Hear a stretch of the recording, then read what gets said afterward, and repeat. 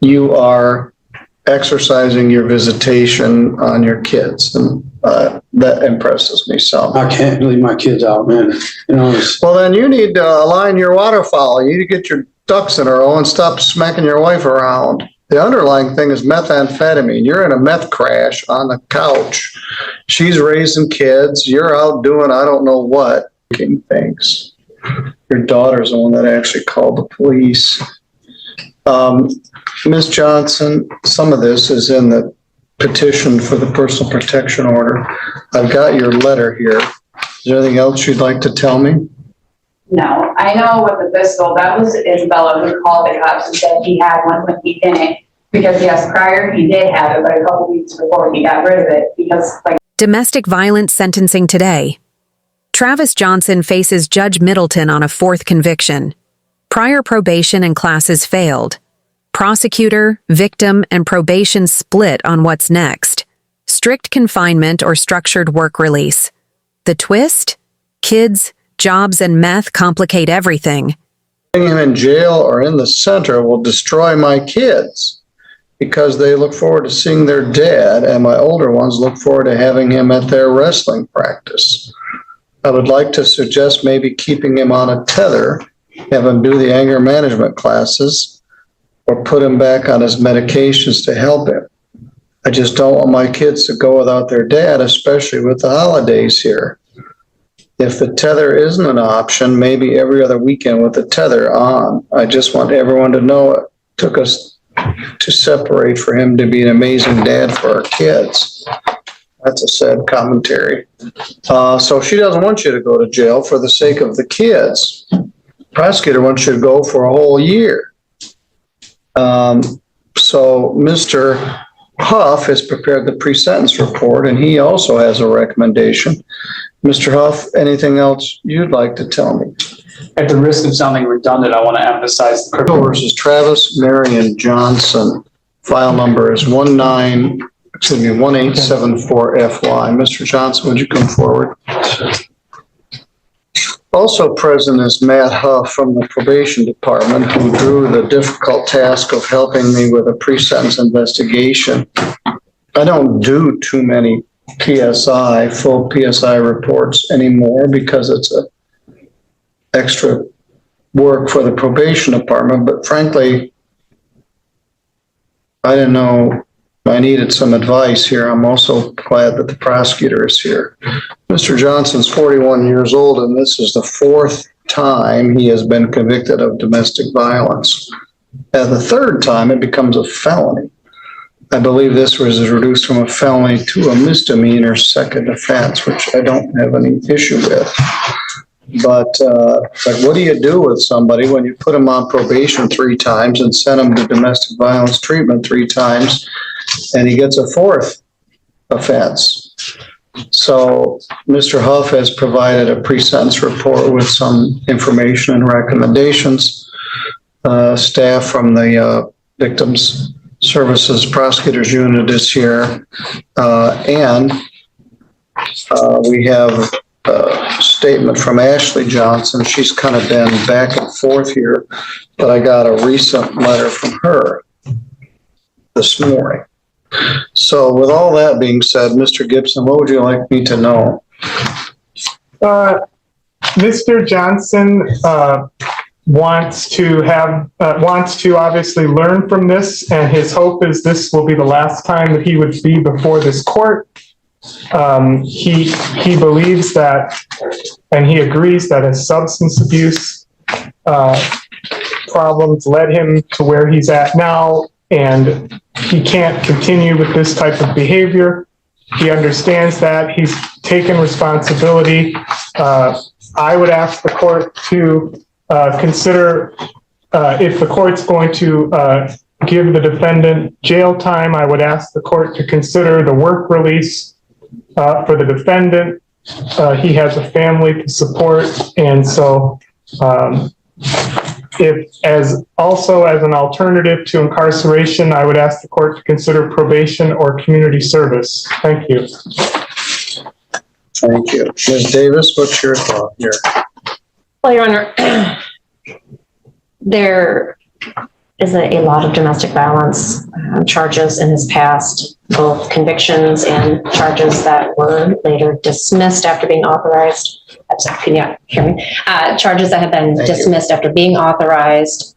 Oh, so there's even more that I don't even know about? Yes. And this is from his prior relationship and then multiple with his current wife. They are going through a divorce that she had filed.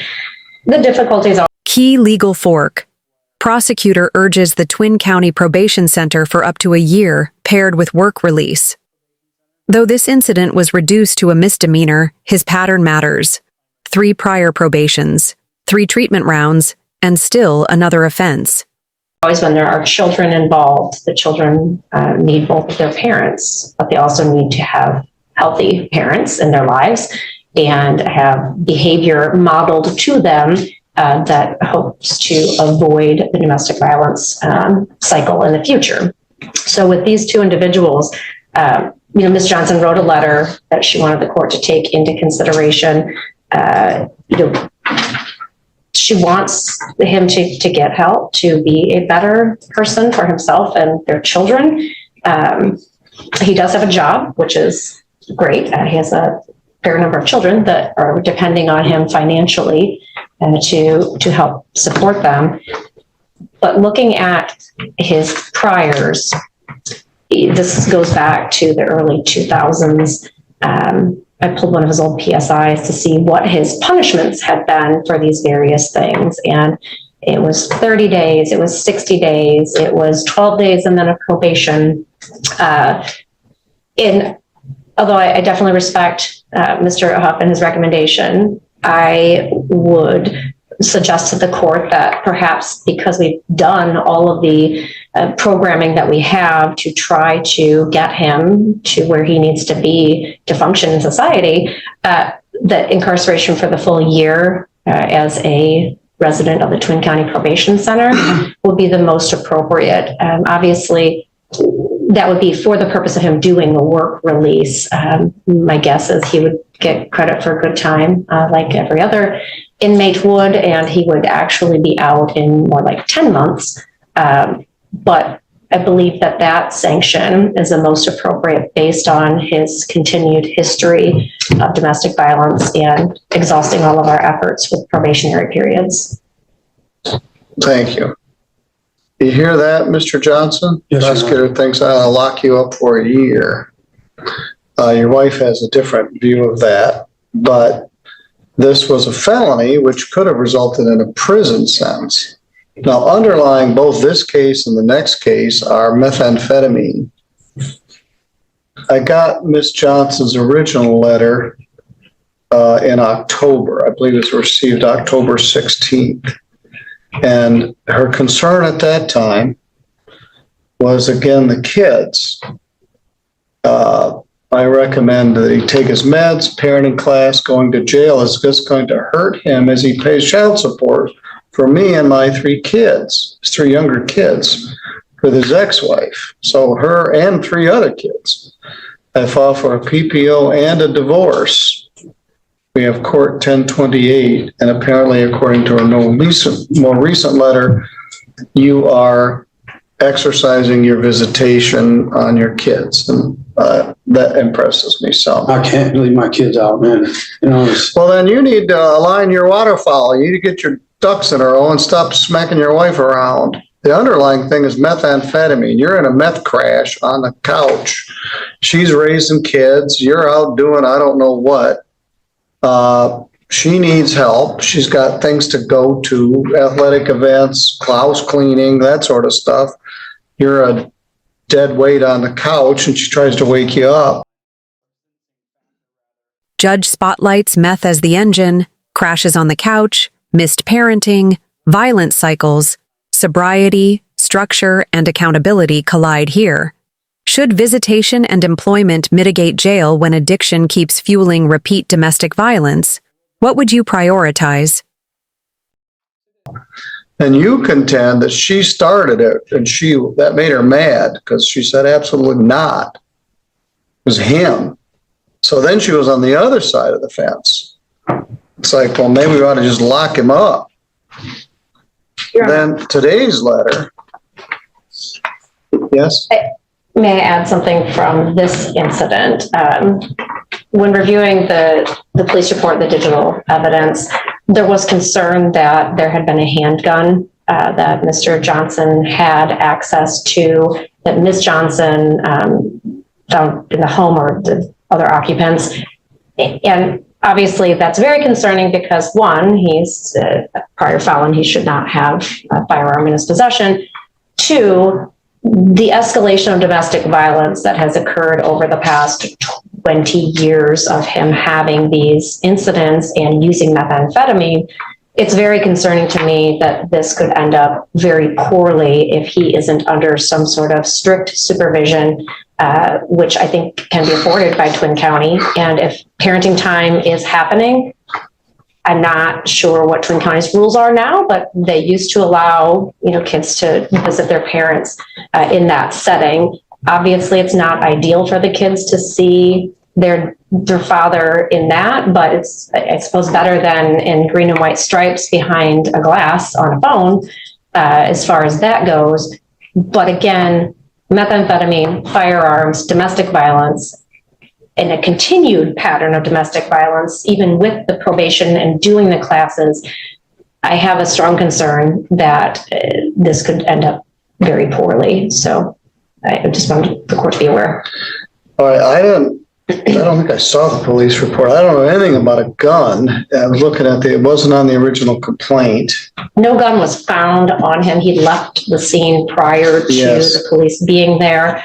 Ms. Johnson told the police that she's not sure if he has it. I believe that she had said he needed, when it was found in the home, her position was this needs to not be here. I believe she's a CPL holder, but knowing that he's not to have firearms and it wasn't hers, I don't know what happened to that firearm, but it was not ever recovered. All right, well, there was no allegation of a gun here, but in addition, when we talked about a prison, they charge her as a fourth of habitual offender.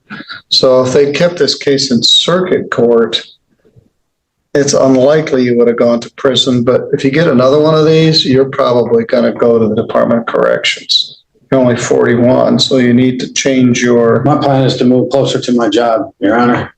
All right, well, that might be a plus. So you heard what the prosecutor said. How do you respond to that? I had no firearm, no gun. Well, that's good. Anything else you want to say? No, Your Honor. Oh, it is in the affidavit. Travis has been seen with a gun. Ashley stated it's a pistol and he had it concealed in his waistband. It wasn't clear. He has also participated in other behaviors such as slashing her car tires and break. Gun concern raises stakes. Even an unconfirmed pistol in a felon's waistband is illegal if true, and dangerous in volatile homes. No firearm recovered, but alleged access plus meth and history is exactly why courts tighten supervision. Things. Your daughter's the one that actually called the police. Ms. Johnson, some of this is in the petition for the personal protection order. I've got your letter here. Is there anything else you'd like to tell me? No, I know with the pistol, that was Isabella who called the cops and said he had one when he didn't. Because yes, prior he did have it, but a couple weeks before he got rid of it. Because like she said, I'm a CPL carrier. I don't play like that. Like, All right. Get rid of it. Don't bring it to my house. So it wasn't anywhere around on No. this occasion? No. All right, I'm going to read what you wrote to me. The last page. It is hard raising 4 kids on your own. So when he takes them, I can get some stuff done. Putting him in jail or in the center will destroy my kids because they look forward to seeing their dad, and my older ones look forward to having him at their wrestling practice. I would like to suggest maybe keeping him on a tether, have him do the anger management classes, or put him back on his medications to help him. I just don't want my kids to go without their dad, especially with the holidays here. If the tether isn't an option, maybe every other weekend with the tether on. I just want everyone to know it took us to separate for him to be an amazing dad for our kids. That's a sad commentary. So she doesn't want you to go to jail for the sake of the kids. Prosecutor wants you to go for a whole year. So Mr. Huff has prepared the pre-sentence report, and he also has a recommendation. Mr. Huff, anything else you'd like to tell me? At the risk of sounding redundant, I want to emphasize the criminal history. I think that's where I arrived at the outcome that I did for an extensive stay at Twin County Probation Center. Reformation of the offender is obviously a primary sentencing guideline, or sentencing factor rather. But as has been mentioned before, I just don't think probation is the answer here. It wasn't the answer the first 3 times around, and I don't think it is now. Well, plus the felony probations. Yeah, plus the felony probation that he just got off in July of last year. I will draw attention to the letters, as should be, from his work. He has 4 letters from work and 1 from Salvation Army, which it looks like he works through volunteers through Salvation Army with his work. So obviously, it sounds like, given the letter that was issued today by Ms. Johnson and the other documents that we have, that Mr. Johnson is on the upswing. That doesn't take away the fact that we still have to worry about, what happens if Travis goes back to his old ways, which could very likely be reality. So that's why I fashioned the recommendation to be some sort of confinement rather than probation. I just don't think that reformation of the offender is all that relevant. I did speak with Twin County Probation Center. There's a bed available should the court choose to utilize that option today. They could have him in as soon as as soon as tonight. They could have him over to the probation center, and then if granted work release, then he could take care of that. And I also want to emphasize too, it's not just that you have 5 or 6 kids or 4 kids in this case that you're paying child support on, and that you kind of get leniency from the court. But obviously this is the criminal justice system, and I think that it's relevant to take that into account. I think if Mr. Johnson does straight jail, loses this job, which appears to be getting him on a better trajectory in life, well, I think we have better odds of him going back to where he doesn't want to be. So that's why I fashioned the kind of the hybrid rule there with the Twin County Probation Center sentence. That's pretty much all I have for you. In January, I'm going to be at New Judge School again, teaching sentencing. And we use some scenarios for the new judges and say, what would you do in this situation? This might be a perfect case to get the opinion of a room full of new and maybe relatively new judges. What's the right answer? There is no single one right answer. But as Mr. Huff said, having a bunch of kids doesn't get you a get out of jail free card. At some point, there has to be some sort of consequence. By the time you end up paying child support. Sentencing Mechanics explained, to modify custody, the judge must place him on probation, then order 90 days, likely served at the probation center, with work release preserving his job and child support. Early discharge limits apply in repeat DV cases. Support on your kids with Angela and your ex-kids, you probably have about $2 left. It is a cost to be at the probation center. The other option is just put you in jail. Then you could be a trustee and get additional good time.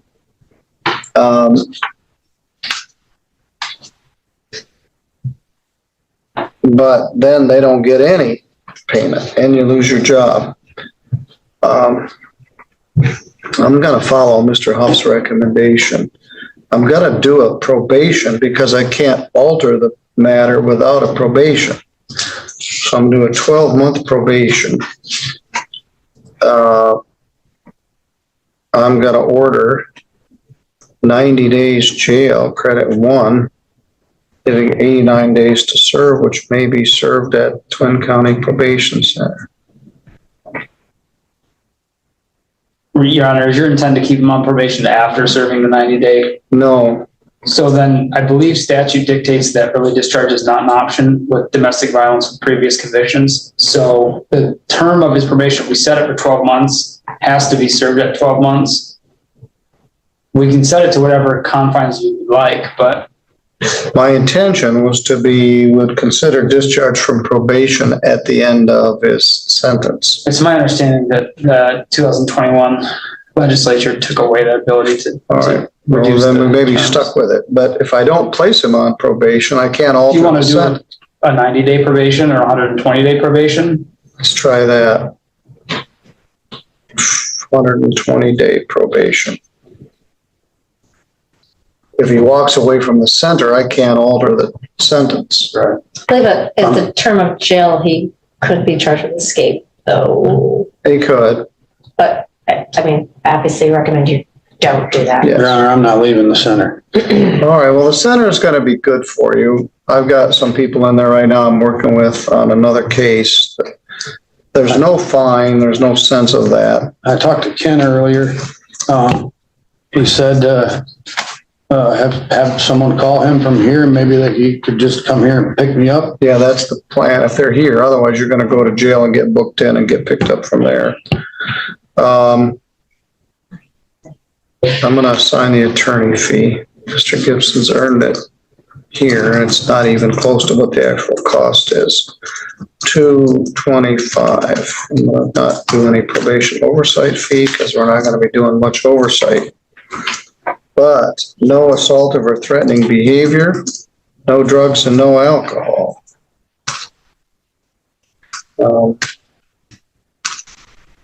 Comply with probation center rules.